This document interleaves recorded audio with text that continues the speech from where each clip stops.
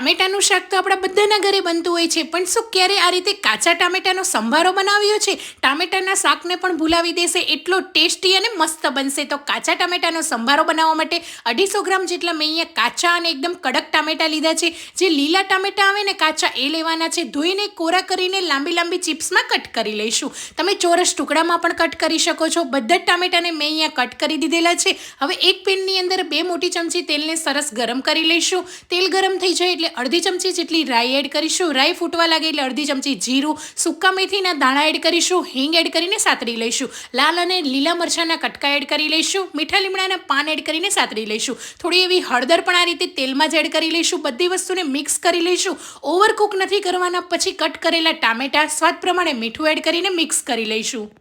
હવે હાઈ ગેસની ફ્લેમ પર ફક્ત 2 થી 3 મિનિટ થવા દઈશું. તો એકદમ સરસ રીતે આપણો કાચા ટામેટાનો સંભારો તૈયાર છે. ઓવરકુક નથી કરવાનો. આ સંભારો થોડો કડક જ રાખવાનો છે. ગેસની ફ્લેમ બંધ કરીને લીલા દાણા એડ કરીને ગરમા ગરમ સર્વ કરીશું. તો તમે પણ ટ્રાય કરજો.